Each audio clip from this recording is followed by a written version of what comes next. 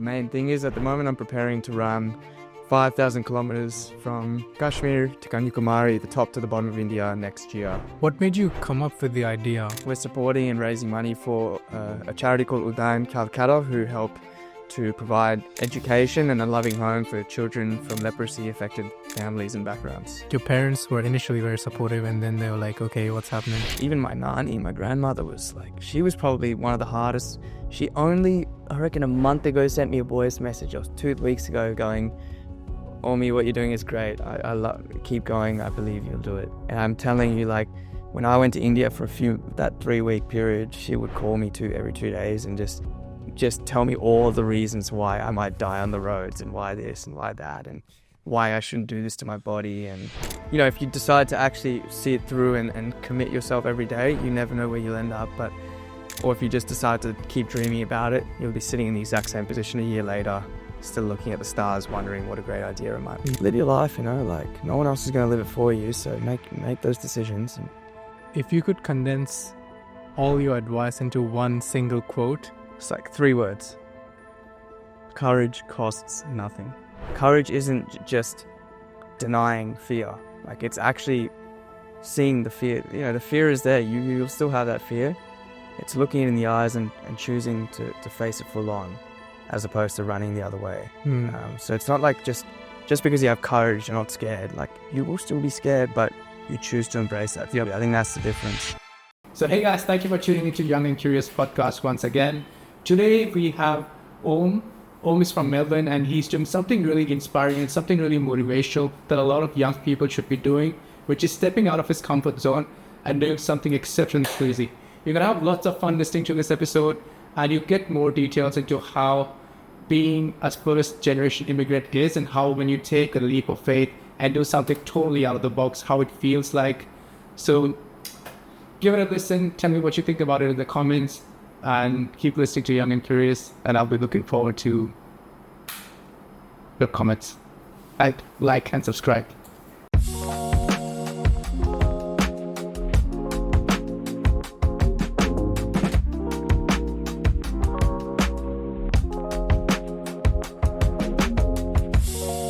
Okay, everyone, welcome back to another episode of Young and Curious podcast. Today we have Om with us, who is doing something exceptional, and he's truly setting an example.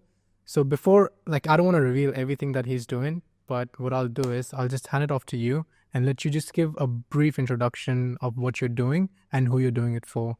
Sure. Well, I'll start off by introducing myself. I'm Om, 22 years old. I'm from Melbourne, but sitting in the Great Northern Territory with the boys right now in Darwin. Repping Darwin. I'm here on a placement for my physio degree in my last year.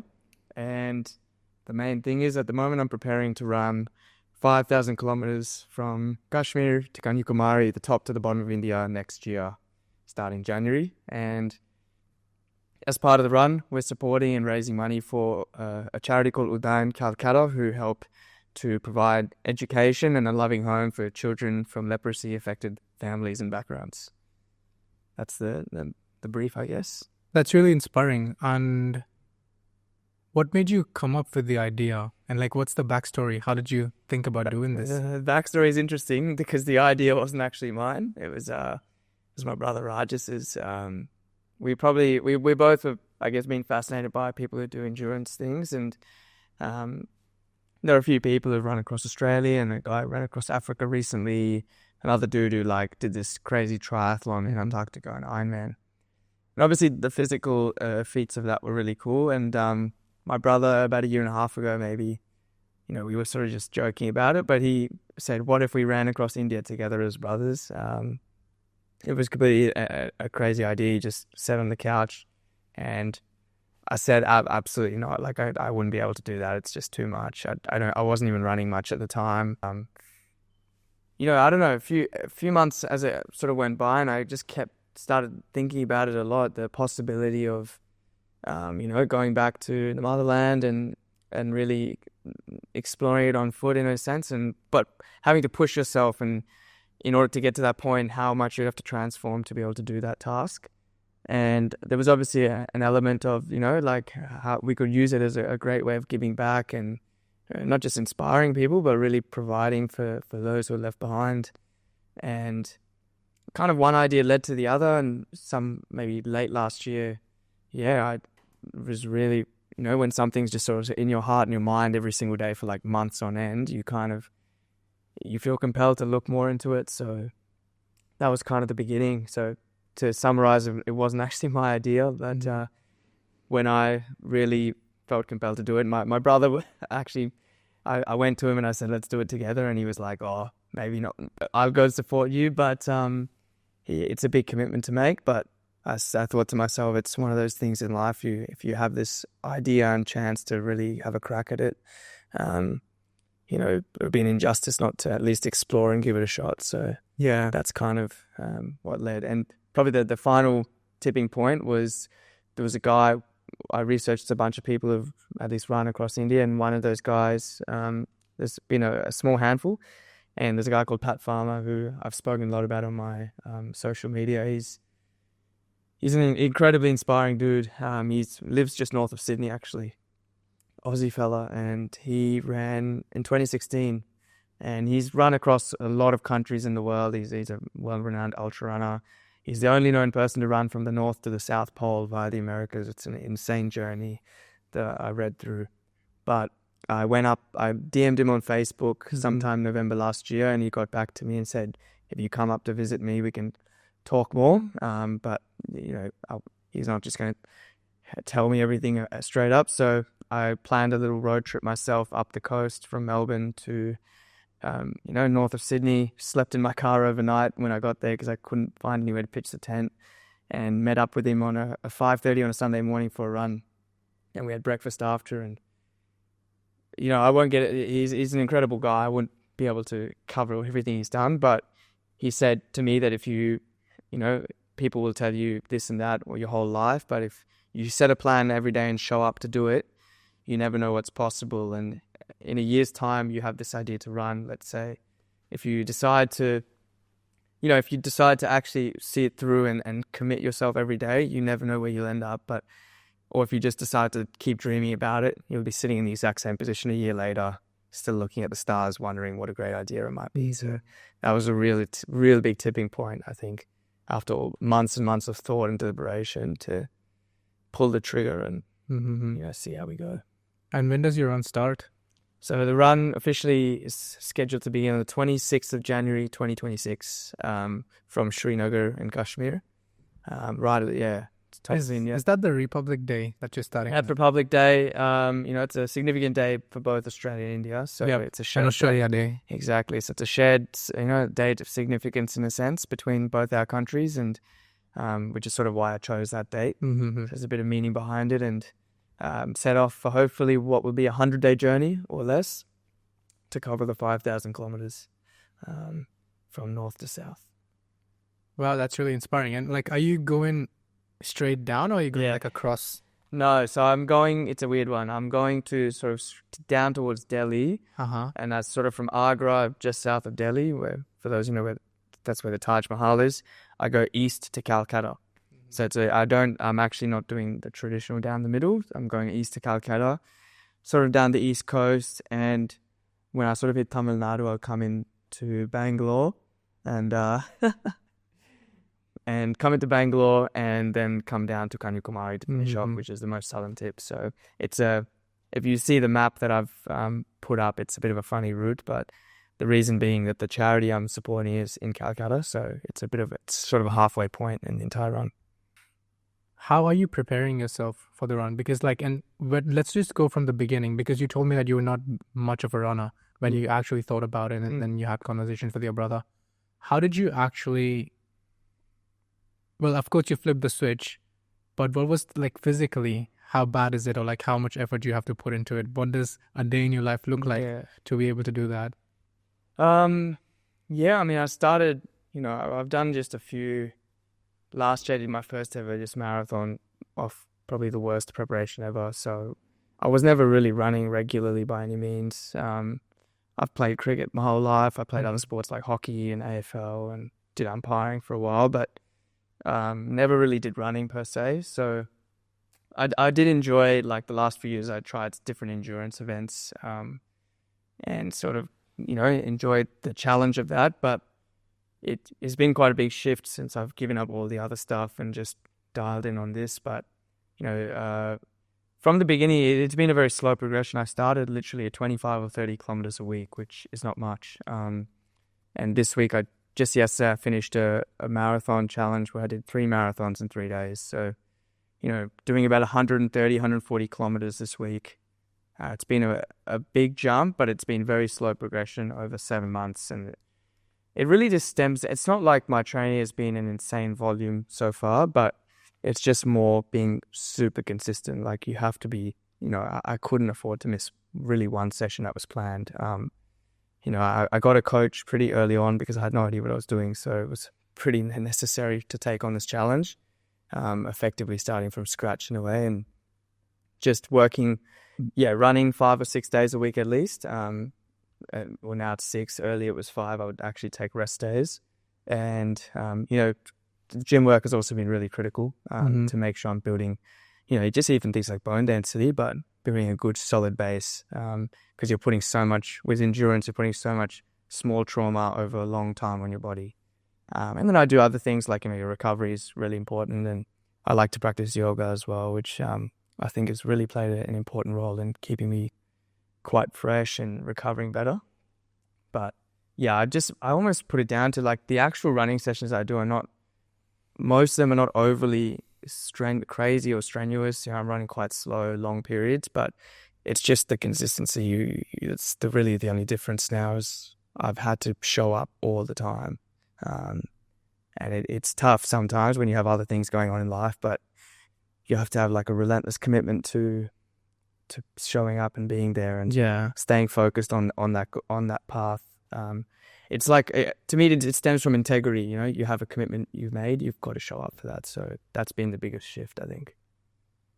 Yeah, that's a really powerful point you make regarding integrity and just having that, I guess, that promise to yourself that, I've done it, I am going to do it. Yeah. Do you ever experience moments of self-doubt where you think that, oh my gosh, like, am I doing the right thing? Have I signed up? All the time, man. All the time. I'm not even going to shy away from it. Like, I'm a person who naturally likes to quit things pretty early, actually. So, we all are. We all are. But so those inclinations always come, especially when things get tough. Like, you ask about the preparation, the running.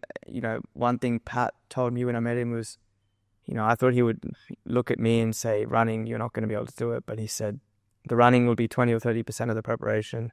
The rest is organizing all your logistics, your sponsorship, trying to get the word out there, market your, promote it if you can get support, ideally, or safety as well. So there's so many aspects of the whole run, given it's a self-organized thing that I had never thought of and completely neglected. That has been a real challenge. As something, we don't learn this at uni, so it's something I've had to learn from scratch, trying to like build a website for the thing or put social media videos out, tee up meetings with sponsors and send email outreach, phone calls, and put up proposals. Like all these, the running was just what I was thinking about at the beginning, but then there's like this whole picture behind it that's been tough. But, it does stem down to that. Pat would tell, he has a saying, finish what you started. And that's been his ethos his whole life. And I was so inspired and just so inspired by his actions and what he had done, because he'd seen through everything he ever said he would do. So I said, if I want to ever be like that person, I have to do that too. And if I'm going to put this out to the world and say I'm going to run this, and I went to visit the charity and I visited the kids, and, for them to look at you and they're in awe of, I guess, and inspired by what you're trying to do, and you realize you've got this extra added pressure and responsibility to deliver it as well, because you promised them so much. But that's part of the package, I guess. Yeah. Mm-hmm. Yeah, that's it. It's really inspiring. Yeah. But I guess, so to summarize it all, just the self-doubt, it's just finishing what you've started. And yeah, sorry, I didn't really answer your question. Self-doubt. I'd say it'll always come, but the answer I've always just found is just through action and showing up, because I think it always stems from like a fear, it's fear of the unknown. You're doing something new that you don't know or you have uncertainty about. But I've never found any answers or clarity coming from just thinking about it more. You just have to try things and show up.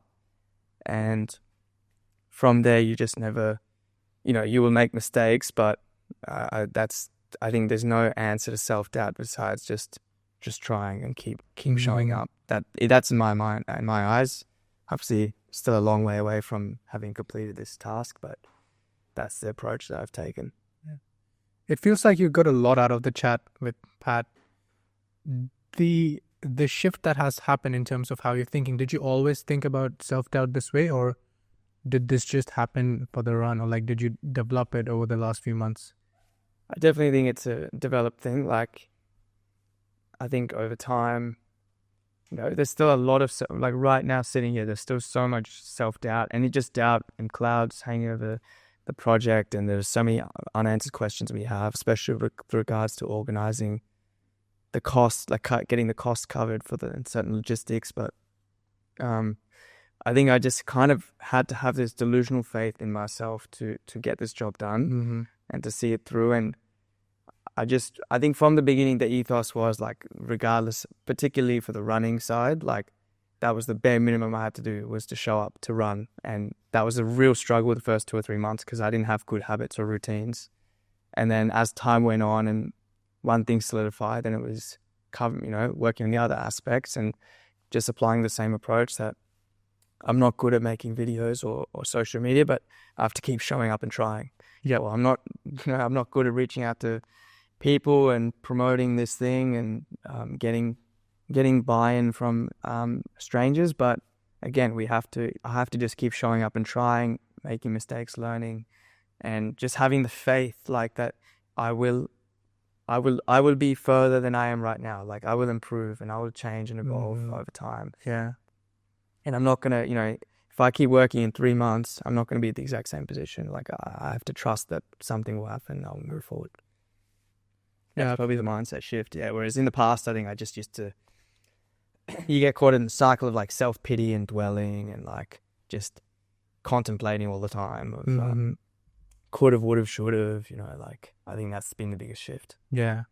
A lot of people who are listening right now might have had those moments where they would have gone and promised something that they would want to do, but they didn't, like they couldn't because of multitude of reasons. Something might have happened or whatever.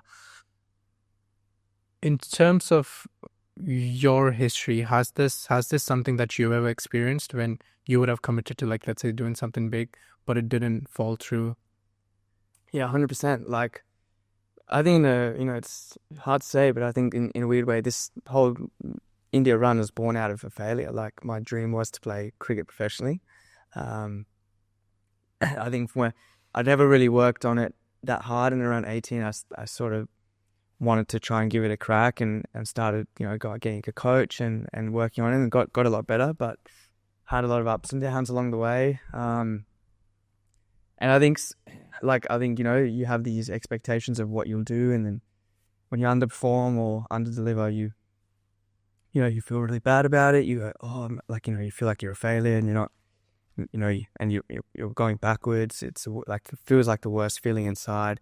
And there are definitely, I can't pinpoint at the moment. There would be plenty of other things, maybe being at school or other things in my life where I would just, I would keep talking about what I want to do and just never show up and do it. So I think that's where it all stems from. But then at the end of the day, it's like the onus is on you if you want to flick that switch and change. And, I decided, like, there's this new path that I think I want to take on.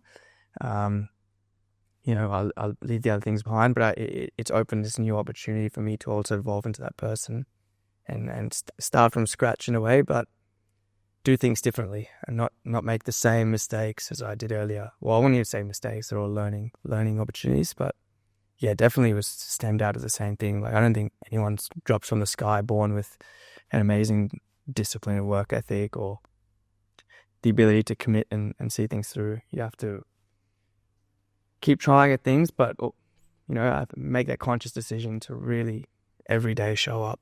So that's been the biggest shift, I'd say. Yeah. And for the next question, I have a few smaller questions that I want to ask. Other than running, what else do you do? Like, are you studying for something, or are you working somewhere? How is that? Yeah, good question. Yeah, I don't just run all the time. So yeah, as I said at the start, I'm studying physiotherapy. So I'm in my 4th and final year. Literally maybe a month or 2 from finishing, pretty much. That's why I'm actually in Darwin doing a placement. Mm-hmm. So that's been going on for a few years until very recently. Well, cricket's been a huge part of my life, but actually I'm playing tomorrow, I think, for Pine Creek Club, which should be interesting. But haven't bowled in like 4 months. But yeah, so that's been a big part of my life. And work-wise, I've done a variety of different jobs over the years, like umpired AFL. I worked in sales, and sort of before uni, I did a gap year, worked in sales and a little bit in real estate. Did some and some like just regular like waitering and there's other odd jobs. And probably most recently, the last year or so, I'm a musician as well. So I played the saxophone, and probably about a year and a half ago, started putting stuff online for that, which content, and I've been doing gigs and stuff. So that's probably been, I've pretty much stopped working for all the other work, and that's probably been my main source of income in between uni, the last little bit. So playing music. Yeah. A lot of people spend huge amounts of time developing that one identity that they have for themselves. For example, I am a writer and I write, or I'm a singer and I sing, or, I'm a podcaster and I'm a podcaster. But it's really interesting where we're sort of moving towards a time where as human beings, yes, we may have that one big thing we're doing, but we also have lots of different identities for us. And with the running thing you're doing, that's definitely developing an identity online that, okay, this is Om and he's known for running and he's a runner. And which is not like so much as, Om, but he's a physio. How do you feel about that? It's an interesting one, because I think social media really, it depends what you put out, but obviously it really creates a kind of a narrowed perception at times. But yeah, I think definitely, I think there's a saying that, you can have everything in life, just not all at once, which I do believe is true, but it shouldn't limit you from exploring other parts of yourself. And, music has been a really big, I've played it since I was a kid, but I never really was not really a big part of my life. And then a few years ago, it became like almost a form of therapy for me, like a creative outlet. And I really started delving into it, like just playing covers, and then I would sort of write stuff as well, write different raps or songs. But I've even just recently, as much as music is not as prominent now because I'm focusing on the running, I released a couple tracks maybe 2-3 months ago for the first time, and it's just been, and the physio's also been there. And I think I think it's important that you embrace different sides of who you are and tap into that, because it adds to you. Whereas I totally agree. I think in the past, people have been very boxed in. I'm just this, I'm just that. Your identity is fluid in a way. You can pick and choose what you want to do, and they all shape you in different ways. So, growing up was really sporty, but music added a new element to my life that I didn't really know about. So that's, been that new thing. And obviously you're studying and you're working on that. And then this run is, I've probably over-masked all of them now. But I definitely think, to say on social media, for example, I do want to portray the other things that I do and show that side, because I think it'll give people a bit more of a full picture of who I am. Not just a dude who just does some long runs, there's a bit more to it. There's different interests that I have, and I do want it to extend beyond just people just seeing, this running dude on Instagram. That's not who I want to be. I would like to just show people me as a person, trying to evolve in different things and explore different avenues of life. I love traveling and adventure too. So that would be encapsulated in the run itself. And I think it's a good question you had. I think don't box yourself in. Mm-hmm. Just people like to always put these labels and titles, which I think are important to be specific on things. Yeah. But you got the freedom to make of it whatever you want. Mm-hmm. So that's what I think. Yeah. Yeah. I'd definitely be keen to have you again once you've done the run. Might be in a year's time, because you'll finish. Yeah, I'm coming straight to Darwin from Kanyakumari. Let's go. Direct flight from Kanyakumari to Stop over at Bali first. Yeah, it's a really interesting thing. I'll go back to something you said earlier regarding being able to learn things and pick things up quicker. And you don't you said that, I don't know how to do this. I don't know how to do social media. A really good thing that a friend of mine, Taraj, said once is whenever you say something, I don't know how to do something, it's not just I don't know how to do something. So it's not I don't know how to do video editing. It's like I don't know how to do video editing yet. It's always the yet bit which comes. Yeah. So exactly. So there's so many more things that you have to learn, so much more that's going to go inside this run, and so many more things that you don't know yet, but you will over time. And 100%. Yeah. Yeah, I feel like you don't even know the possibilities of what you might learn, or you can't even, because you're sitting in a position where you haven't done it. So like at the start of the run, before I met Pat, I literally thought I'm just worried about running, and I was worried about, can I do the Ks? I didn't even think about where am I going to stay in India, and how what's my crew going to look like? How much will this entire thing cost? How do we want to promote it? Who do we want involved?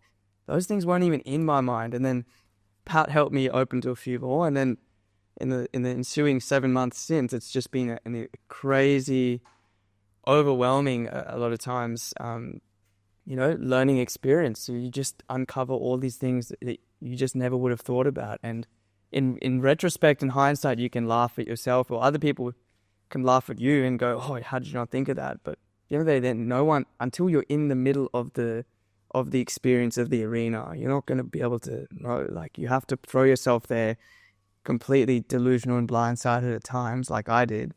I was just completely silly what I chose to do, but I just knew that if I just showed up and just stayed open-minded and committed myself every single day, that I believed that I could be something, and I could find a way through, and that every problem that came up on the other side, there could be an answer, a solution. It's really hard sometimes, and it's very, very, don't know if demotivating is a word, but yeah, but that's part of that process and journey. It's a great saying from Thiraj, actually, a very smart man. Yeah. But yeah, it's a controversial thing, but I'm inspired a lot by Kanye's musical journey, and I know he's a controversial guy. I wouldn't, but I want you to just in isolation. There's a Netflix doc on him, and he's spoke about, I guess, trying to break into the game as a producer, but especially when he tried to become a rapper, the amount of, can we swear on this? Yeah. The amount of shit he used to get, from his label and Jay-Z and all these guys, who's this dude trying to rap? You do that in your own time. And he was just you guys just look at me now and think I can't rap. You don't even, he's when I started producing, do you think I was as good as I am now? They don't see this potential for change. So that really and he believed in himself. He's obviously a delusional guy, as we probably can see, but that delusion early on really helped him, because he believed he was going to become this person that didn't exist yet. And that's really powerful. It has led to a bit of a downfall for him, which is pretty sad, but I got really inspired by seeing that. I thought, if you can see this vision and really believe you can move forward to another point, no one else might see it yet because it hasn't happened, but that's really powerful. It can spur you on to go to, that yet. Mm-hmm. You can learn it. You can become that. So yeah. That's actually a very, very good. That's a very good way of putting it. Yeah. Don't cancel me. I'm just trying to give an example. But yeah. In terms of the run, how big is your team? It's a good question. So I've got very proud to have the crew pretty much locked in. So myself, I'm the runner. We have my brother Rajas, the ideas man, as we call him, but he's one of the crew members, the right hand man. Got another guy called Wes, part of the team. We've known him from school. So he's a second crew, and then the fourth and final guy is a friend of ours, Dylan. He's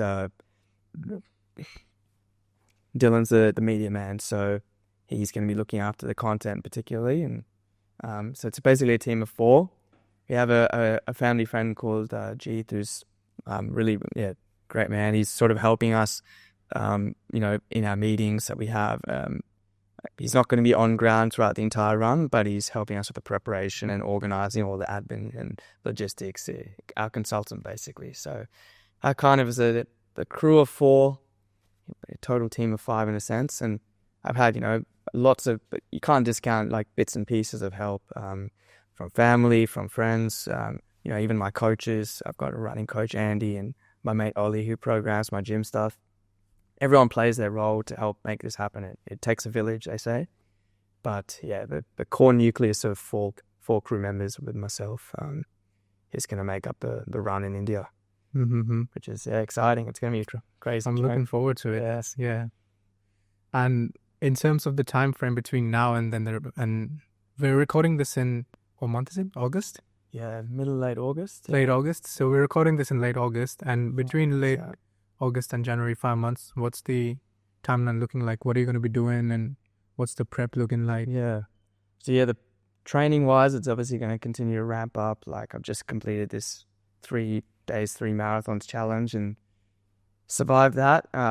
We'll be doing a couple more, maybe 2 or 3 more mini challenges or simulations once a month before the run back in Melbourne. So, and trying to get the weekly mileage probably consistently around 130, 140 at least, with a few weeks hitting 200 Ks just to, really try and get the body ready, because in India it will be 350 Ks. So it's one of those things you can't fully emulate before you actually do it, but you have to try and get to a certain baseline that you hope will be enough to rise to that level. And then, the other things, at the moment is, I guess, continuing to fundraise for our charity and that we're supporting, and also, and for ourselves, organizing the sponsorship money, trying to get brands and businesses on board. It's been pretty difficult, but it's a great learning experience as well. Garnering a bit of belief is hard, but that's that. Organizing the logistics, particularly the flights and the motorhome, are the main costs, and very critical ones. And just, I guess, creating systems for that too. And what else is there? And just the marketing, I guess, trying to get on platforms like this and share the story, different media, print media, social media, digital media, and then get it out there. And we want it, as many, we have Indians, Australians, and a lot of Indians in Australia. I think are people who can all connect to this, and hopefully even around the world. Like, at the end of the day, the truth is that I probably most accurately represent the Indian diaspora in Australia, and similar to the Indian diaspora overseas. But, I think they're probably the people who can connect most to my journey, because we come from, parents are usually immigrants to different countries, and grown up kind of a shift between both worlds. And going back to India, as a guy who's born and brought up in Australia, but got such a strong connection back home. So it's something, I guess, trying to show a different side, a different journey. Like, where, it's a weird blend that we've all kind of grown up in here. So I think that's going to be, and showing them, I guess, that I think the biggest thing I want to say is, like, a lot of us, we come here and we're very boxed in, coming back to your earlier question, we're boxed into, our parents really want us to, like, STEM stuff, engineer, doctor, lawyer is the classic. But, I think, I'm not saying not everyone needs to be lining up to run 5,000 Ks. I wouldn't recommend it, but think outside the box. Like, I want to show that you can make anything of your life if you want to, and most importantly, hopefully do it in some service too. But, you have to think outside the box, be brave, have a bit of courage, and back yourself to go through with it. Don't always just play the safe option every time, because, we're all uni students, and it's really important to have a good education. That's what I'm raising money for as well. It makes a huge difference to your life, but I think sometimes a lot of us probably misused. We don't do service to the privilege we've been given of a stable background, our parents sacrificing so much to come here. And then we don't really do justice to that by, following our intuition sometimes and pushing ourselves beyond that kind of easier, more safe option. Yeah. Do need it, of course. And I'm not saying don't just quit your job tomorrow and just run amok. But, if there's something that really compels you, should have that option. I think I want to show, could be Indian, South Asian kids, young guys or anyone like that. You can do it.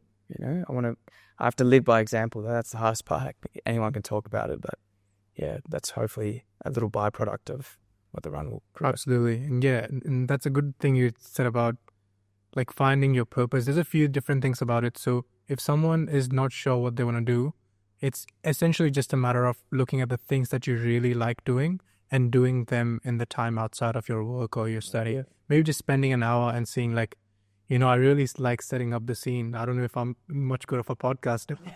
I like, I feel like creating and making the vibe and everything. Set up. You've gone out and taken a little bit of a leap of faith in yourself, like starting a podcast. Like, every lads group has talked about starting a podcast, mine included. Like, how many people actually do it? Like you've actually like respect. You've actually got something tangible to show for it, because the only difference between you and all of us other boys is like you actually went out, bought the equipment, recorded yourself, and put it out there. And it's that simple, but most people, we don't take that leap. So I definitely think experimenting, like people are just, I don't know why, I realize it's a mindset, like people have this idea of doing something and they just go, oh, but not for me. Like, what have you got to lose by just trying, like, especially if you still do your other stuff, your main things, explore a few hours a week and dabble in this, dabble in that. If you don't like it, drop it and try something else. Like, world's not going to, sun will still rise tomorrow, like, it's not going to be an apocalypse or anything. I think people make a very big deal out of like small things, just got to fail a bit, you got to try, that's part of it. And I think everyone will kind of find something that speaks to them and aligns with them. It's not that just because it speaks to you, it'll be fun every day. It'll be a fucking shit some days, like it'll be a grind. But if you know within you that you're doing it for the right reasons, and I quote Pat all the time, but he said, if I can look in the mirror at the end of the day and be proud of the man who's staring back at me and be happy with what he did, then I'm satisfied no matter what happens. So easier said than done, but I totally agree. Like, if you want to start a podcast, like if it means you start by recording yourself on your phone, like, so be it. And one day hopefully you can get a setup like this, like this man is. Oh, thank you. I'm glad you like the setup. There's a very famous concept, Japanese concept of Ikigai. Yeah. That's a good one to, like, for anyone who had done that yet.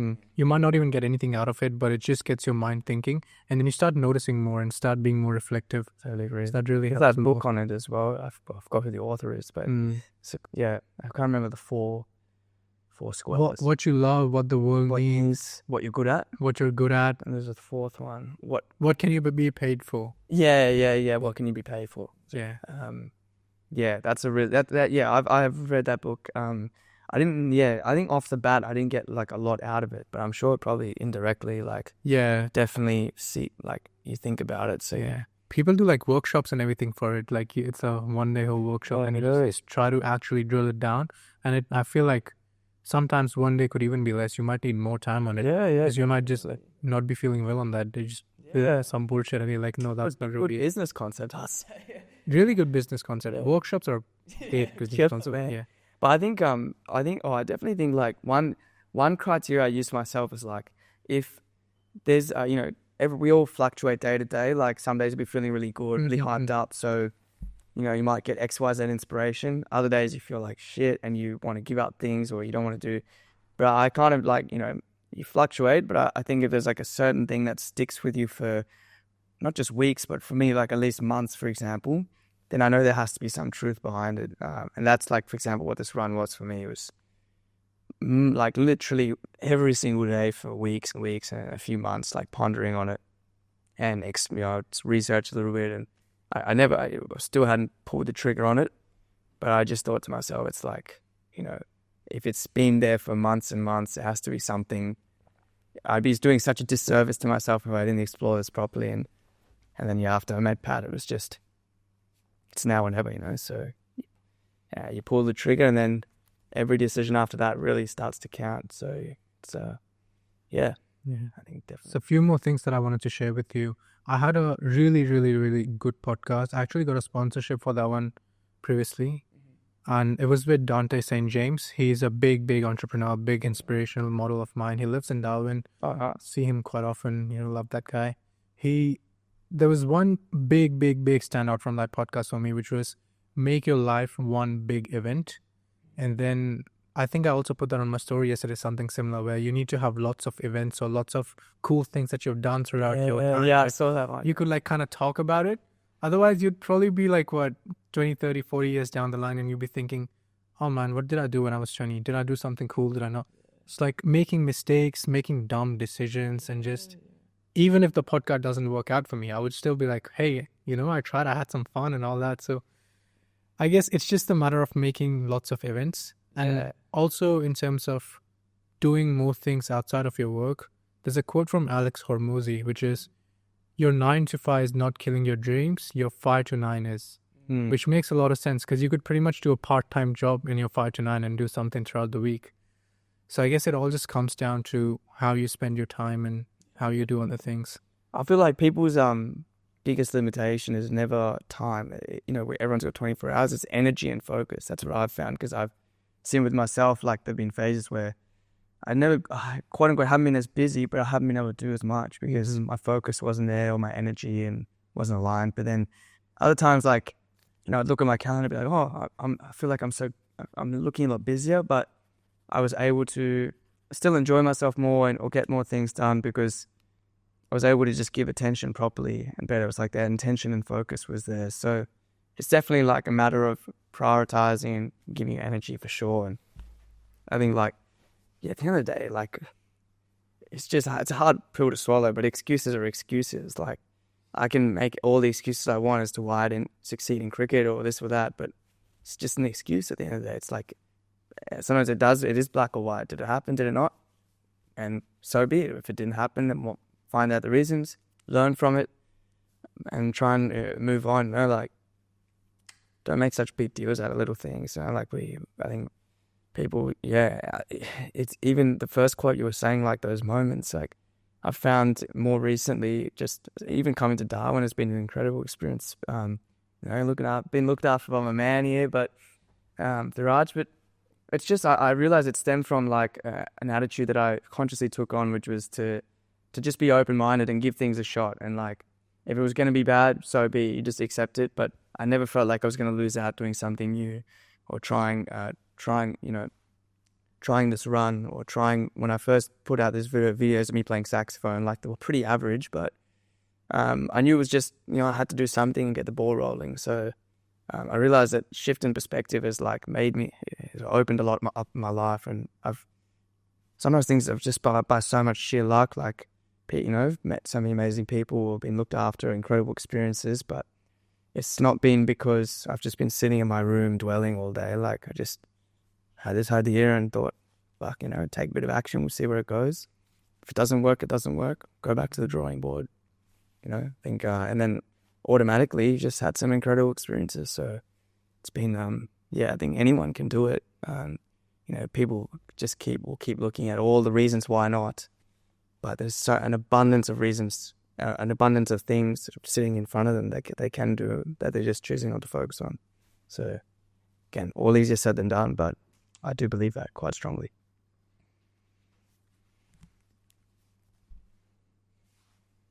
So energy and focus on what you spend time on is kind of defines on what you do throughout the day, and you might have lots of things but not be present. What are some tips for energy and focus on doing things? God, I don't want to come self-help career.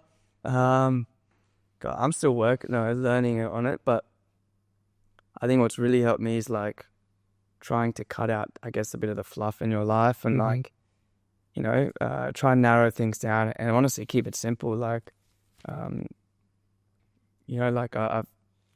was a person who kind of used to try and juggle a lot of things, particularly with different interests, and that's really fun sometimes. It's good, but just also accept, like, I can't, this year I'm not going to be able to go out and write songs or release music or as much because this is my main focus. So this is my new phase or season, and my energy, it becomes, you get better prioritizing. You see what fits into where I want to go, and you just focus on that. if you can't get to the other things, just leave it. It's easier said than done. I just think, and it's also just your state of, like, literally your state of mind, like, plays a big role. It's hard, but I'm very fortunate and privileged to have been introduced to like meditation practices as a kid, and lots of different things. And I think the more I've kind of leaned into that and made it a stronger part of my life, the smoother things have gone. And it even applies to like even when I'm here, I've still really tried to enjoy myself. Of course, I have been doing my running as usual, missed out on some other things, but if there was an opportunity to go camping on the weekend and just be out in nature for 3 days, I took it, because I felt that something aligned with me. And from a productivity standpoint, like, doesn't serve much purpose, but I think it just helped. I think I ended up doing better things and more things as a result. So it's a slightly different approach, but to probably simplify a lot of fluff, what I was trying to say is, when you're doing something, whatever's in front of you, just do it well. And it's trying to put it's integrity and commitment to what you're doing. Like, you might not enjoy it at the time, but if it's important and you can see that, just give it. If you're in a workout, like, a lot of guys we hate doing leg days, like, but it's tell me about it. You got to do those calf raises. Like, just stop thinking about doing chest press. Like, do the calf raises, or do the lunges, and just give it. Genetics, man. Brown genetics. They can't grow those calves. I'm trying to prove that wrong, actually. But yeah, it's a small like analogy from the gym, but it's like, can apply to anything. It's just whatever's in front of you. There's a saying from my old school, Melbourne High, honor the work. I never understood it. I just thought we just keep recycling. But as I've been doing this run, I went back to the school and gave a talk to the junior school, and I realized like that this is what honor the work means. I feel like I'm embodying it now. I have to show up and honor what I'm doing for this run, not just the training, but all the other admin that I hate. But if I've said I'm going to do it, I better go up and do it. So if you shift your energy to that, and then also learn to switch off as well. Like, people don't talk about that. I think we talk a lot about how do we utilize our time well, but if you don't know how to switch off, I think you'll burn real quick. So that's why I enjoy, like, just doing my morning yoga out on the balcony and staying off Instagram when I can. And just, if like I said, going camping or whatever. Everyone's got their own formula. You have to find yours. Before, when you thought about starting the running journey, what was your expectations versus what's the reality?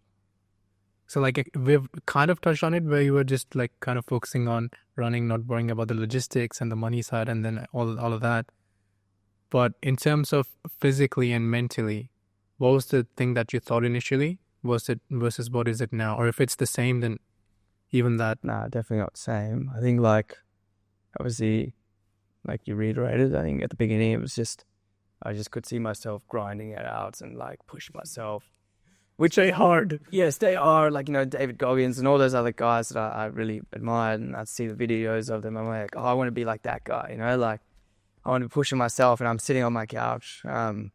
As I said to my boy Thiraj, just motivationally masturbating, like, getting hard, thinking about doing hard things. It's a word I want to use more, because it's really true. Like, I was a person who just, laugh at David Goggins, but guys like him, I would really, I think, I want to be that guy. And every time you read more self-help stuff and you look at it and you're like, oh, I can't wait to get out there. But you never actually get off your ass and do anything. Now you just be thinking about it or just delving a little bit. But, and that's what I thought at the beginning. I was like, physically, like, man, what a challenge it would be, you have that ego, the sense of accomplishment. Like, I can live the rest of my life knowing I've run 5,000 Ks.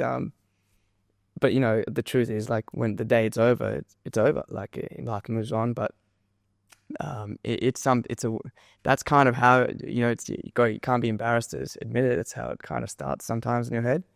And then the reality is, like, I see everything as a series of decisions you have to make, your choices that, like, thousands of choices you make in a day, thoughts, everything. So the reality when it comes and you realize, how am I going to get the money and the crew and all these other things together, it really is overwhelming because you realize how underprepared you really are. Like the running itself was already going to be a lot very beyond me, but all these other things I'm even more underqualified for. But it's just, I think you just accept the reality and you just say like, fuck, what, rather than worrying all day about it, which it happens time to time, you just have to get down and justify it through some kind of action. I always believe wrong action is better than no action. So I'd rather tell the boys like we're sending some emails or we're making these reach outs, rather us screw it over than not do it at all. Like, don't just be sitting there hoping and fall from the sky. It's daily steps. And I think I've veered a bit from your question, but definitely the whole essence is that the reality is going to be so different to the expectation because you haven't lived the reality when you're sitting at the beginning. So it's there's a lot of periods where you're alone, you feel really isolated, or you feel like no one is there to support you. Even the hardest part at the beginning was my parents, to be honest. It was I spoke about it in one of my videos. Like, they were obviously taken aback and at first quite impressed and very supportive, but then with the weight and uncertainty behind everything, were really worried and quite against what I was doing at times, and worried that I was making a lot of big expectations and promises that I wouldn't be able to do, and I'd be unsafe and I wouldn't be able to do it. But yeah, that's always the hardest part, I think, because you want, I guess, your parents to back you in that sense, but that was a reality I didn't prepare for. But I just knew that I could not answer them in any way but proper action. I think Hormozi, it might be his quote as well. It's like, you don't build confidence by shouting affirmations in the mirror. You build it by having an undeniable stack of proof of being everything that you say you are and building those receipts. And I was like, in month 1, I was every morning I would struggle to wake up on the alarm to get up and run before my placement. But I was like, if I can't even do this, there is no way I can do everything else in the project to make it happen. So it was a real slog at the beginning.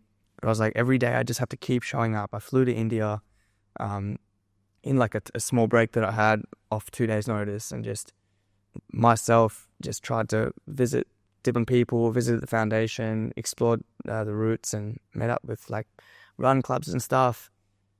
And it was some crazy things happened along the way, and met with the Australian consulate there, which were very last minute. And you just have to show up and back yourself, and not everything works out at all the way you think it will. But I just knew there's no way I could answer my parents' concerns, which a lot of them were, by the way, were very valid concerns, because I've never shown any proof of being able to execute anything near this. I can only answer those questions by showing up every day and showing some proof of progress, tangible proof, not just talking about it. So even if that just meant just doing my running session that day, that was the bare minimum. And if I could do a little bit on top of that, it was a little bit of one step. And still a lot of unanswered questions to go, 5 months out, but still trying to bring that same ethos that's brought me this far to keep going forward. Yeah. Damn. Hormozi Gems. That was a good quote. Yeah. He's really wise. Yeah. And so are you, by the way. Yeah. So all the Instagram reels I watch. Yeah. Nah, you got to live it as well, Yeah, it's so funny. I was talking to a friend of mine. His name, I'm not going to name him. He was... Is he sitting in the room with us? No, he's not sitting in the room with us. He was... I was just making fun of him. Like, do you even read? And he's like, yeah, I read. I'm like, what do you read? And it's like Instagram captions. Like, okay. Right, some people write some essays on there, so... Yeah, like with the Minecraft gameplay. Yeah. Reddit stories. That's what we read. Yeah. But I think at the end of the day, I love a good quote, and I was, we joke about this motivational masturbation, like read every self-help book, but it's like, I believe like there's something I kind of felt was like wisdom doesn't come from just age and reading a lot. Like it comes from experience. Like putting yourself out there, going through the ups and downs, the successes, the failures, that's when you really build wisdom, because you've experienced everything in its fullness, not just thought about it. So like a lot of these quotes and words only mean something to me now because I'm actually finally doing something a lot more tangible.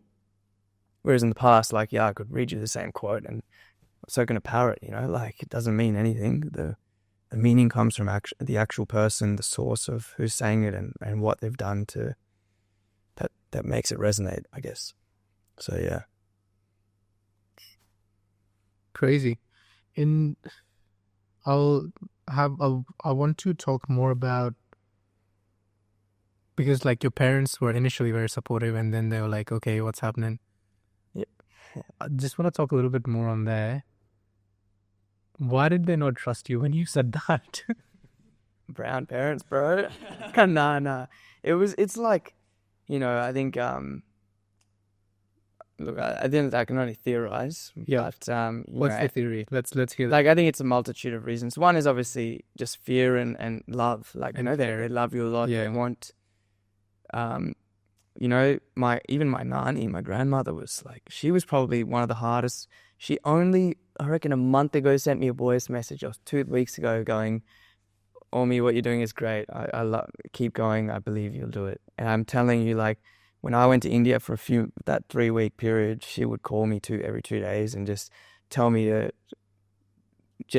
all the reasons why I might die on the roads and why this and why that and why I shouldn't do this to my body and, go do some cricket. She's like, I'll pay for you to do cricket workshops here or bring the saxophone and play music workshops. And then, of course, that'd be amazing too. But this was in my heart. And from my parents' side, I think, yeah, one was fear and love for, they're worried about you. I'd never had, like I said, any evidence of this. It's quite an ambitious goal. It's only, I guess, across the entire world, a select few people who've done something like that or similar to that extent, you could say. And for like a naive 22-year-old who's just like scraping by at uni, struggling in his cricket and, just going through the motions a bit. Obviously, he keeps talking about his ambitions, but never does anything about it, or never really has anything to show. It's, it's also like, that's why I'm saying the reasons were valid, that for a lot of the questions a lot of them were things I hadn't even thought about when they would pose all these questions. I didn't have a lot of answers, but I'd be like, oh, okay, this is a good question. Let me write it down. Let's brainstorm and let's find a tangible solution. But it really, like, I think they just weren't happy. They didn't believe the way I was going to go about it was going to do anything. Mum was like, 4-year physio degree and you're throwing it down the drain. That's like, already you didn't do medicine. Now, at least when you're a physio, you're not even doing physio. Like, that's what they're thinking. But it's like, I just knew, like, yeah, you have to have the conviction. Because it is so easy to get swayed by that, especially when you're living under your parents' roof still, where, like, you are depending on them. I'm still, depending on my parents for the next few months before I go, to have a roof over my head and to have that emotional support as well.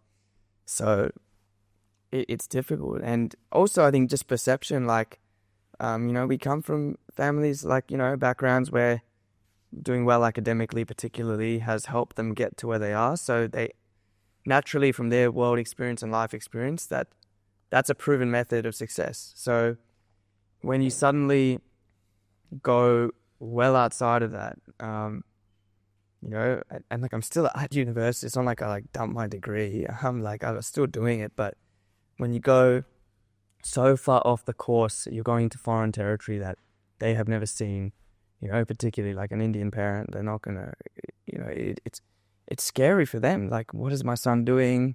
What am I going to say to the other aunties and uncles? Like, stuff like that. I guess maybe social perception, validation. I don't know. I've probably waffled a bit. I think there's always a variety of reasons, but I think the main ones. Keep waffling. You're saying some really cool shit. No. I think the main reasons are obviously just fear, which is a mix of their perception of what's possible, and also I guess them having seen you since you were a kid and what you have been able to do. But there's never going to be a point where anyone can have like the same belief in you that you have to have in yourself. Like, because it's just impossible, and it shouldn't be that way either. Like, you have to have, even if someone believes in you 90, like my brother, like, obviously supporting me and helped me out, but even like, he says just a lot of stuff that I don't agree with, but I know if I have full conviction to do it, I just go do it anyway, and I can't just depend on every single opinion all the time. So it's a tricky one. The turning point for my parents, though, was when they met. I was really, Pat again came for dinner about 4 months later. He was in Melbourne just over a weekend, and I messaged him, and he graciously accepted the invite to come over. And I think when they heard his story and their perception of him, when I would speak about him all the time, was, he was so well prepared and supported. He served in Parliament 9 years because John Howard asked him to. But then Pat comes and he's explaining how he dropped out of school at 14 and he was an apprentice mechanic, started running when he was 18 or 19 and just decided to run across America or something, just off the cuff. And all these crazy adventures, even the one from North Pole to South Pole, he sold his house because a sponsor backed out last minute. He had 2 kids in boarding school, at the time, teenage kids. He had lost his wife when they were quite young.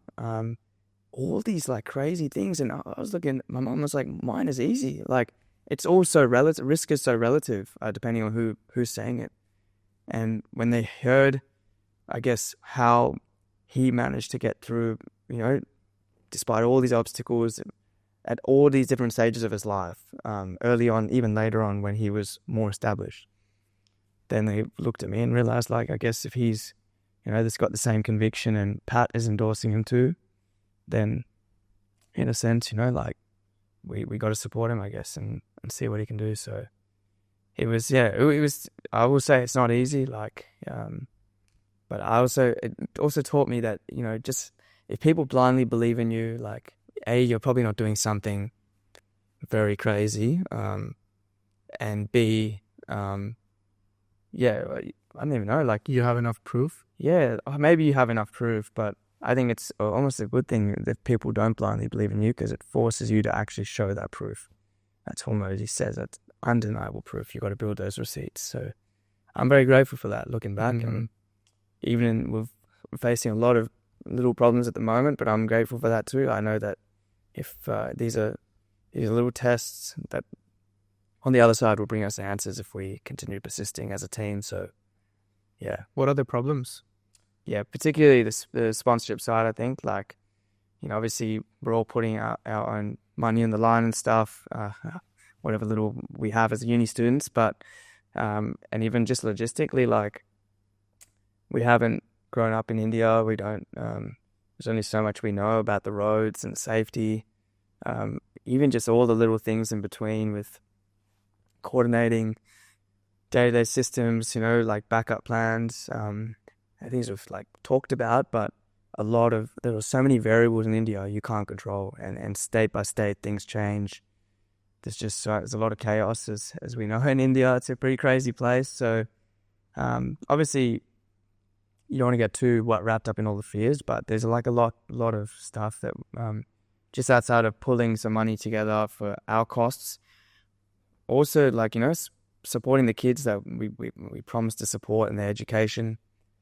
We want the more visibility we can get out, the better. Like, that's what I guess the social media has been for. But like Meta, flagged my thing as a scam account. I think it's been preventing any sort of growth for the last month or two, which is a bit frustrating. But it's really frustrating. It is, yeah, because you're trying to improve and get people on the journey and invested, but there's all little obstacles here and there. And when these obstacles get solved, there'll be more to come. So yeah, it's a day, it'll just keep changing, but that's part of it. Mm-hmm. It's all part of it. So. And in terms of finances, how much is it exactly that you need? So basically, we estimate from the quotes we've gotten for like a motorhome and we're trying to get airlines covered. The raw costs without any kind of sponsorships or in-kind support is about 45 to maybe 50 grand leeway, which is quite a bit.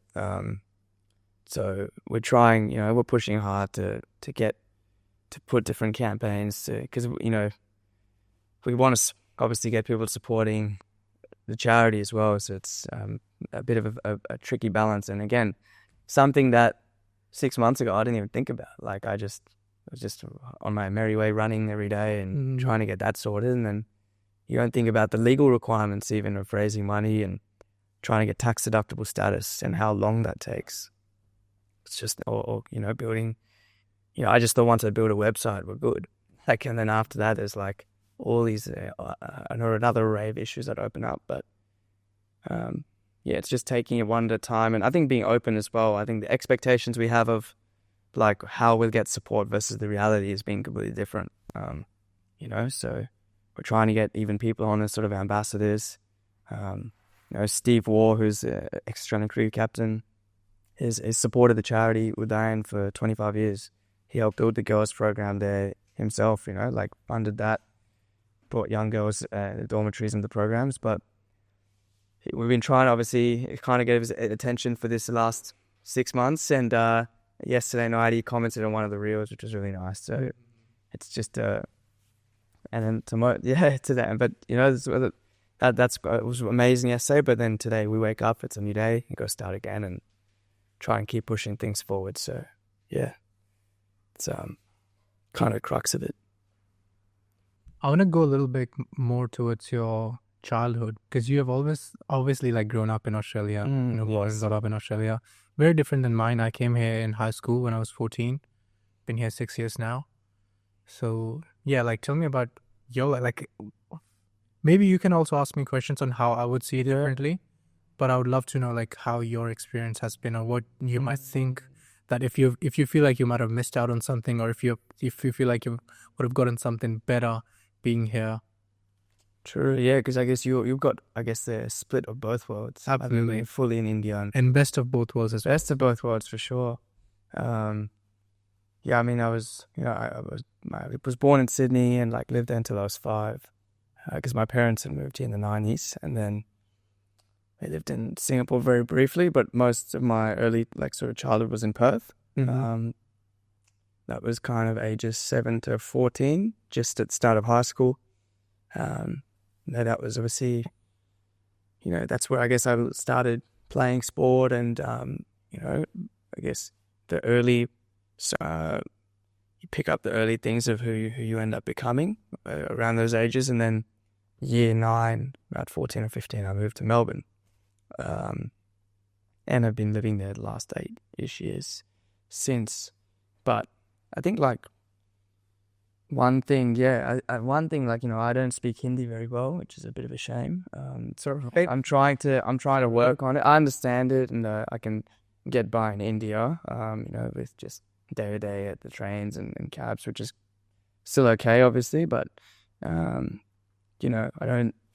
guess at home my parents spoke English because they ran a business from home, so I kind of missed out on that side. But I was still really lucky. Like my parents, I guess, they ran a temple back in Perth, but more importantly, like they introduced us. My nanny does yoga like a lot every day, so I learned pranayama and just the habit of doing yoga from her, like, cause she's 77 and can put her hands on the ground, touch her toes easy. Still more flexible than me, actually.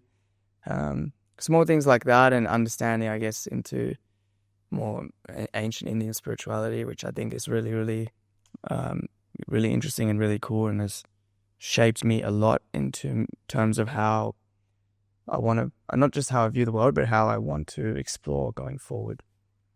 But in a sense, I definitely am, really Aussie, like having been fully brought up here in a sense.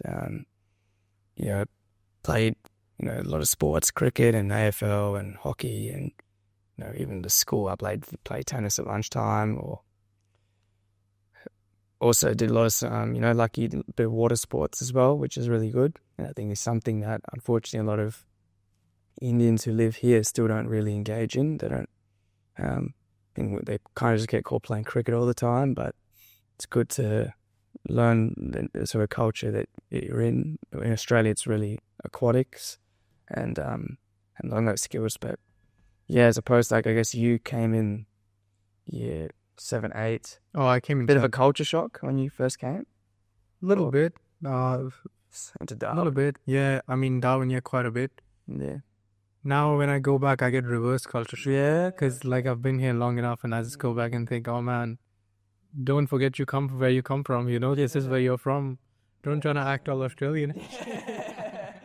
Full on Aussie, like. Yeah. Yeah. I feel like one thing when I went back recently, I haven't been back maybe 4 or 5 times total.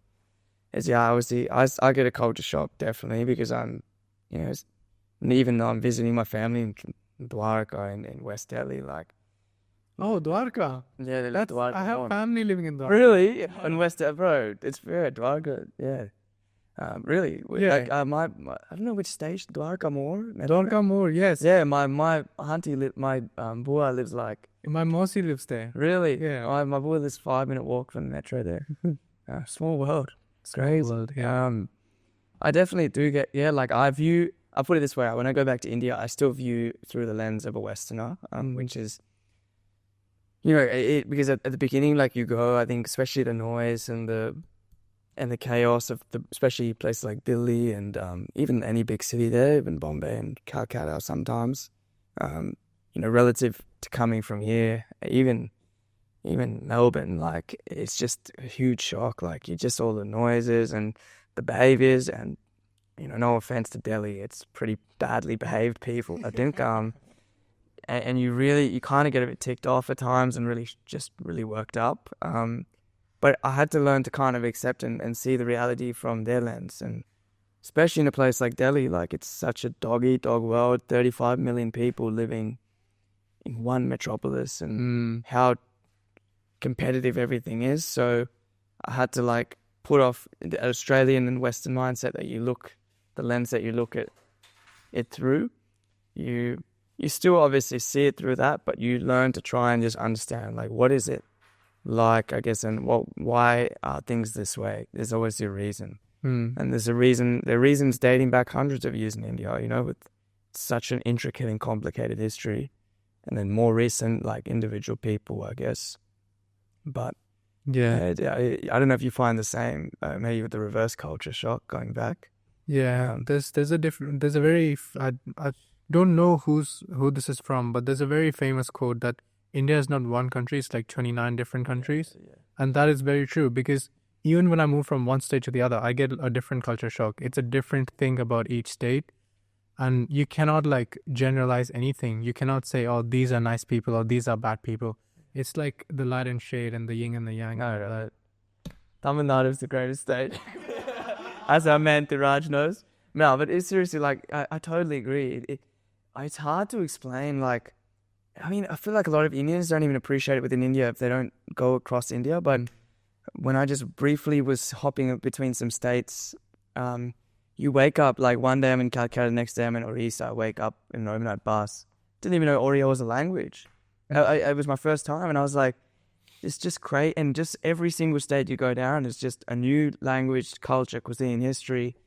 There is no country on earth as diverse as India. I can just say this with so much conviction. I haven't traveled the world, but I would struggle to, if someone can prove me wrong, go for it. But like you said, like literally 29 countries within one, or 26 countries. It is just unbelievable, place to place, how much things change, and then within the state, like their own subcultures as well. Like, it's, and people just look at India as one country, and they just think it's 1.5 billion people from all sides, and it's a full spectrum of things, like there is just no place on earth like it, and there's just no place on earth that's can compare to, all the best of the best, the worst of the worst, and everything in between. You have to call a spade, but it's an unbelievable place. Like, I that's a selfish side through the runners. So I do enjoy adventure and travel, and I just think there's no place like that is going to be as wild as going from north to south. I guess in my case down the east coast through India, and we're still missing so much. Like, we're only covering whatever's on the route. It's just it baffles me, and I don't think most foreigners, even foreigners who've traveled to India, can even appreciate like Because like you said, they're going that, saying before the podcast, Delhi, Agra, Jaipur, that little golden triangle.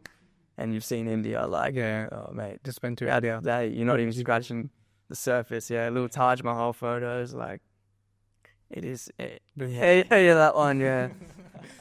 It's just insane. Like, you go, it's just like, when I went from Calcutta to Chennai, and you just, every new place, you got like Oriya, Telugu, Tamil, and all these different, just, it's just insane. Like, it's a melting pot of everything, and it's been through a lot. As one nation, as 26 nations, it's insane. Like, I don't even know how to articulate it because I don't even think I understand it enough. And I really hope that, throughout this run and adventure that we do, and seeing places and people, and you understand the psyche, and that I'll come out a lot richer and really have a stronger appreciation for the motherland. But it's a really wonderful and wacky place, to put it that way. It's just insane. Like, a lot of North Indians, I'll be honest, like my own cousins have not even been to the South. Like, just like you're missing out. Man, it's disappointed you. But and maybe the reverse is also true. Like, they Absolutely, true, man. And they haven't seen up north, and even east to west. Like, it's just, I can't even, like, when I was just there briefly recently, it was like a very small taste into going a few different spots across the country, and I was just like, even then I was taken aback into how much there is and how much I don't know. And also how many, like, stereotype, like within India, they hold stereotypes of this state and that state, and you actually go, and it's pretty chill, it's pretty calm, people are nice, and you're like, my grandma's telling me they're just going to be like, I'll be falling down a pothole every 5 meters on the road, but it's a really good, like in Bhubaneswar and Orissa, it was quite good. And I think you just have to explore things for yourself and come to your own decisions. But yeah, India's it's insane, man. Like, crazy place, crazy history, fascinating.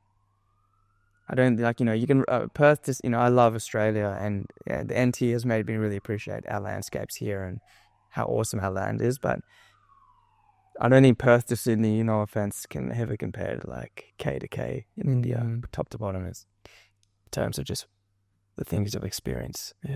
Yeah. Anything that might come close to diversity would be, I guess, and it sounds so funny, and you might agree, might not agree, but I think that even Australia is like very much similar. Like, if you talk about the Aboriginal culture, the First Nations people, we have so much more than what we see on the surface. And there's literally so many more countries as a part of the whole Australia. There's different lands, different people from each land. They all speak a different language. They have their own sets of practices. And I have spoken to so many Aboriginal people before and gotten their insight on what they think about their culture, what have they experienced, and not the stuff that we see from the lens of someone who does not know much about their culture, but like someone who's actually from that culture. Yeah. Because if you cannot ask... I know Susan from Cadence, no, she knows it. You got to get it from the source. Get it from the source. And then when you get it from the source, that's when you get to see the real beauty, and you get to see the connections and just the actual bigger picture and the painting of what's happening. Totally. That's a good point. I was probably neglecting that when I said that statement, because I think like in the last few years in Melbourne, like the truth is I don't think we appreciate it. I was talking with Raj about this, like we don't know much about Australian history. Be brutally honest, like I didn't know until I guess I'm here to see the ripple effects of like the stolen generation and all those atrocities that happened, and understanding how diverse like every single tribe was, and the different laws and cultural practices they had within the NT and all the other states around, like it's something we don't learn at school, and only here I've like gotten a little bit of an appreciation for, because I mean much more amongst it, and I've been to a few and just done my own research. But I definitely think it's probably quite criminal that we don't learn it properly in Australian schools, because we're neglecting a huge part of Australia's identity, history and the culture. And and sadly a lot of bad things that happen, but you have to bring it to the surface and show it in order to understand it. So that's who I do agree with. And like, it's, you know, it's a small thing, but I was in Calcutta National Park here a few weeks ago for a couple nights, and I don't know, like it's just, I've never felt this sense of like, you know, you hear this word connection to country here in Australia from a lot of Aboriginal people, and I think it's, a lot of people just think it's a throwaway line, but I felt like I really understood it out there. Like there's something magical and something so sacred. Yeah, sacred about those just lands. gave me goosebumps, by the way. Like, yeah, But yeah, you're absolutely spot on. and I'd never felt like I'd, you know, you hear these words and I was like, there's something so raw and pure about your and one thing Indigenous people had was such a good understanding of nature and land that they were on. That, to be honest, I don't think most civilizations in the world ever did. Like, they really understood their landscapes and the patterns and everything so well. Even one of, like, at the clinic I'm at, one of the patients, you know, he's a product, unfortunately, of the stolen generation. He's got his white side, his black side, as he calls it. But, you know, he raised his kids, you know, out in the East Kimberley with his mum. His mum, he was telling me yesterday, she's 81, still climbs up these trees to get honey. But he was like, I wanted my kids to get some connection to country. I was like, that is an amazing, such a powerful teacher. You know, you can't learn, no classroom is going to teach you as much as like the land and nature will teach you. And I think we all severely neglect that. And I think in being a Calcutta for just a weekend, just reading things and just being out there on the top of these waterfalls and looking out, very, very tiny insight into like how amazing and nuanced and intricate the history is. And yeah, connection to country is, I really think it's so powerful. Yep. Just want to quickly also share something with, you know how we were talking about like Indian parents and stuff earlier? One thing, I don't know if this also holds true for you, but one thing I've really noticed is, as Indian parents, we love our parents so much, but they just don't want to see us take the risk. And with you taking that risk, that's a big, huge deal. And that's really inspiring. And I hope that also inspires other people, not just Indian people, but everyone, that we need to take that leap of faith and just do something bigger than ourselves. We're almost conditioned to be in that path of, that linear path of becoming an NPC forever. Like literally just, I am a doctor, nice to meet you, sir, and this is my life. Like, come on, get over it. Not, like, much respect, like a lot of respect to doctors and everything and all the professions. However, it's, what's the story? Why do you want to be a doctor? You know what I mean?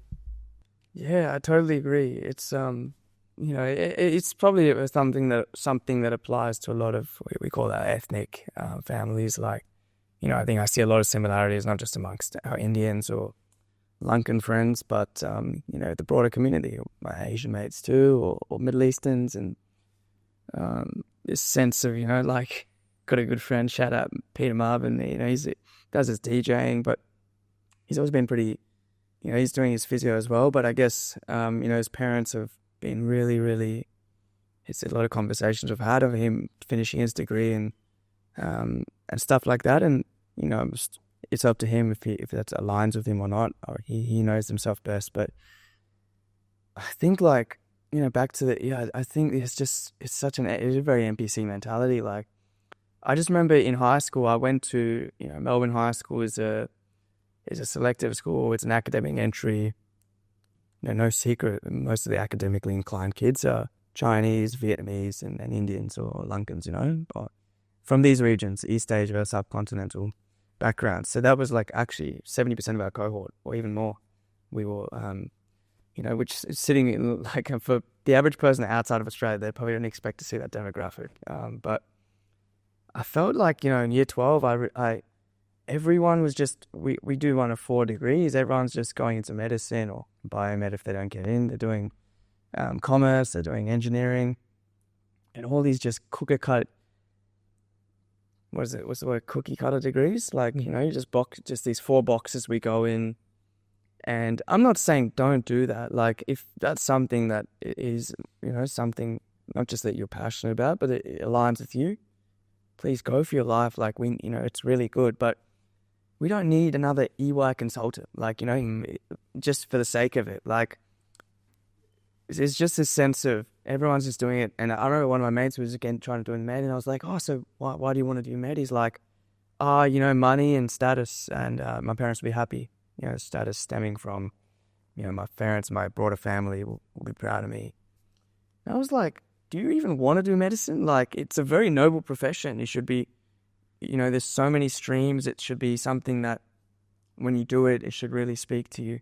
And for some of these kids, as they've probably gone on, they have actually found something enjoyable within it. But I think a vast majority haven't, because they've never thought for themselves and wondered, maybe this isn't for me. And maybe there's something, maybe it's like I'm here on this earth for 85 years. I'm the one who has to like literally walk in my shoes every day, not my parents.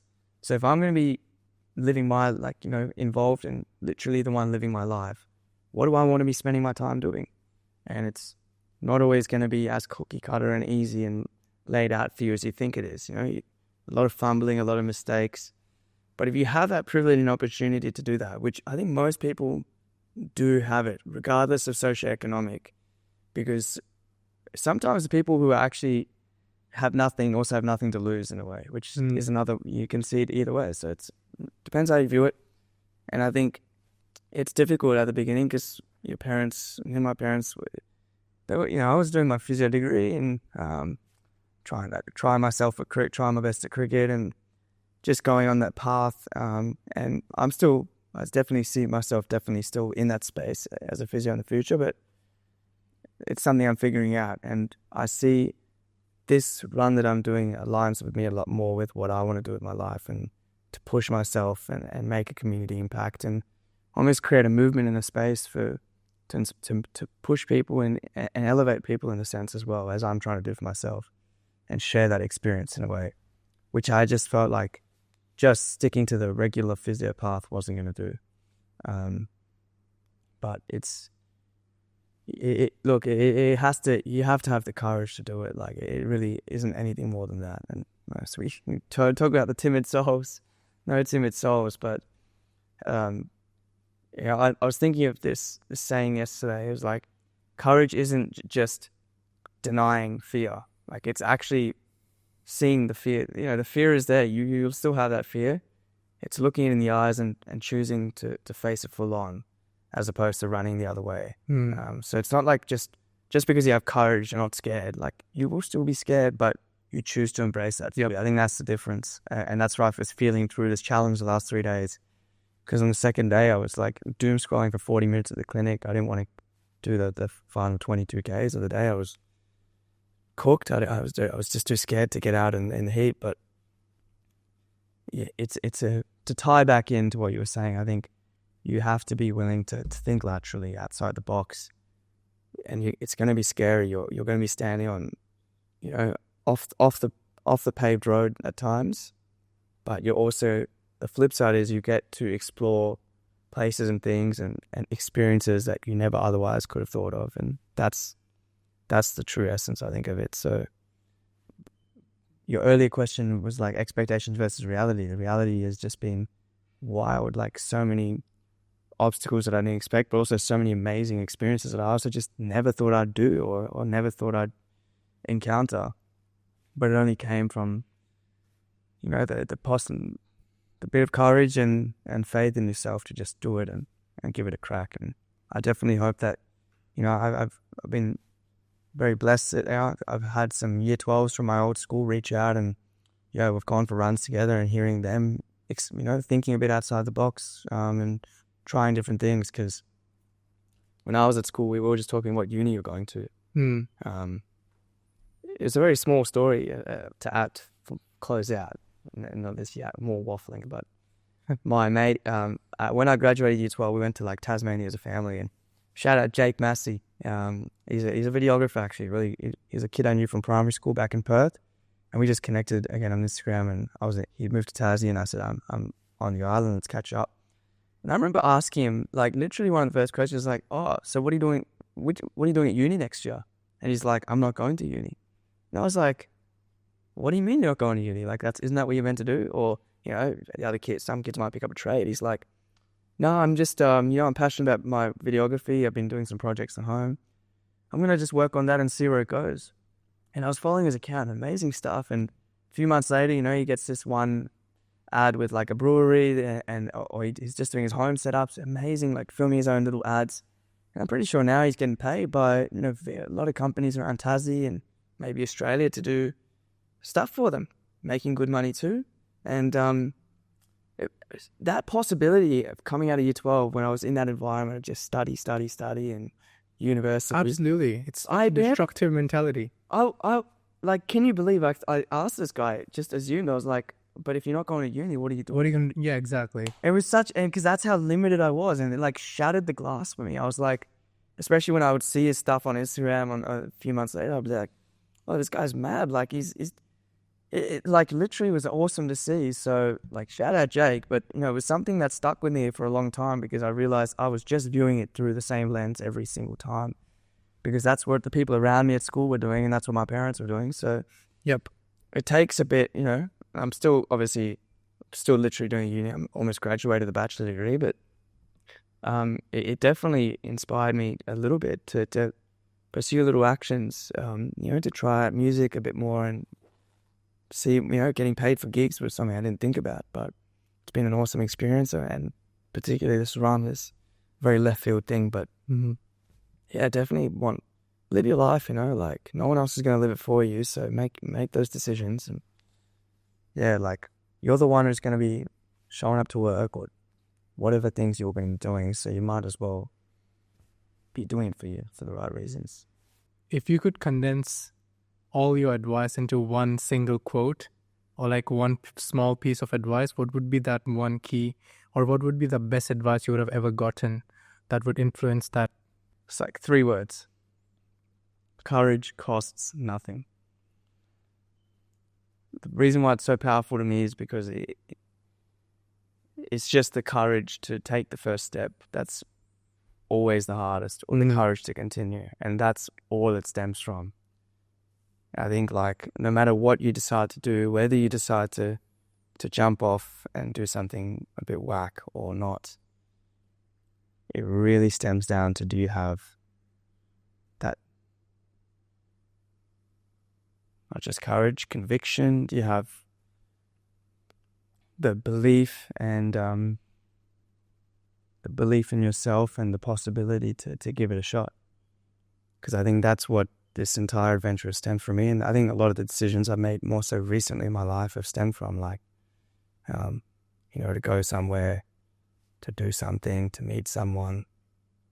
There's an uncertainty behind it. You don't know if it's going to be good, if it's not going to work out, but if you have the courage to show up and do it, it'll, you open yourself up to any possibility, good or bad, but it really doesn't cost anything. But it's always the biggest barrier, the biggest obstacle for most people. So I'd say, okay, courage costs nothing. You gotta have that, I think, to live your life properly. I think to live your life to its fullest. It's courage. Yeah. Brilliant. It's been lovely having you, Om. We wish you all the best for your run. And to everyone who's watching, please go and support Om through the links in the description. And it would also be here, like somewhere there in the Yeah, thank you so much, brother. Appreciate it, bro. Thanks so much. In pleasure. Y'all already curious. Let's go all the way. YNC. All right, let me plug it here, bro. YNC, bro.